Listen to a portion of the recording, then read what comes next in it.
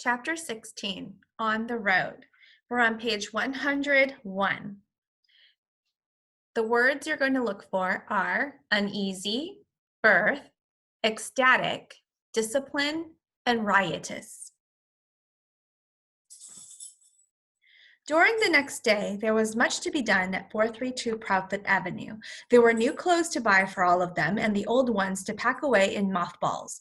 Then Mrs. Popper had to scrub and polish and straighten the whole place, for she was much too good a housekeeper to leave everything at sixes and sevens while the Poppers were away. Mr. Greenbaum sent them their first week's pay in advance. The first thing they did was to pay off the man who had installed the freezing plant in the basement. He had been getting rather uneasy about his money. Uneasy means worried, okay? He was worried about when he was going to get paid. And after all, without him, they could never have trained the penguins. Next, they sent a check to the company who had been shipping the fresh fish all the way from the coast.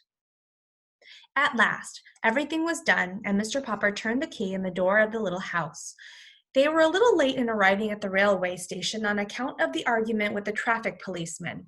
The argument was on account of the accident to the two taxicabs. With 4 Poppers and 12 penguins, not to mention the 8 suitcases and pail of water with the live fish for the penguins' lunch, Mr. Popper found that they could not all fit into one cab, so he had to call a second one. Each of the taxi drivers was eager to be the first to get to the station and surprise the people there by opening the door of his cab and letting out 6 penguins. So they raced each other all the way, and in the last block they tried to pass each other, and one of the fenders got torn off.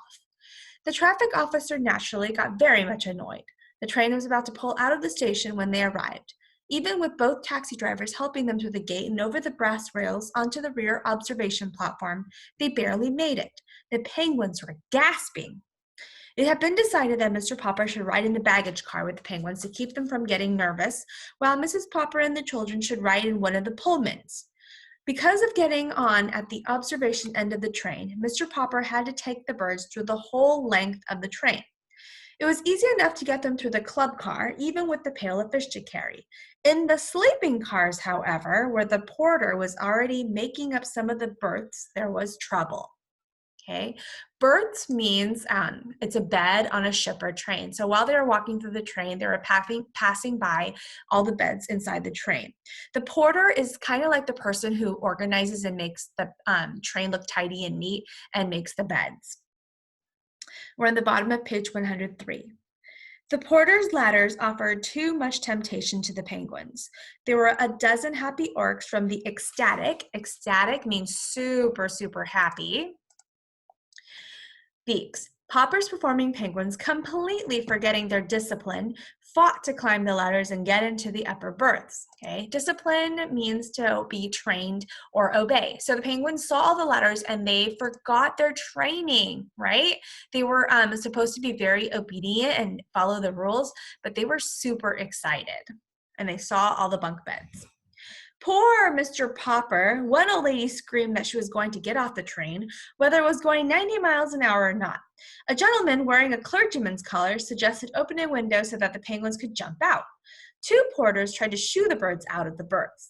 Finally, the conductor and the brakeman with a lantern came to the rescue.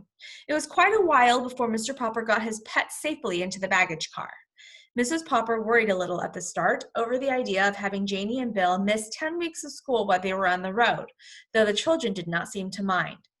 "And you must remember, my love," said Mr. Popper, who had never been before out of Stillwater, in spite of his dreams of distant countries, "that travel is very broadening." Okay, broadening means that the kids actually were going to get a great experience from all this travel and missing school.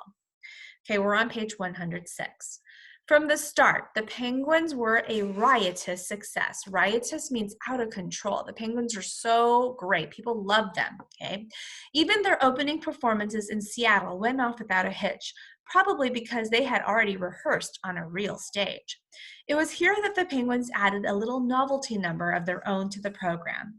They were the first thing on the bill. When they finished the regular act, the audience went wild. They clapped and stamped and roared for more of Popper's performing penguins.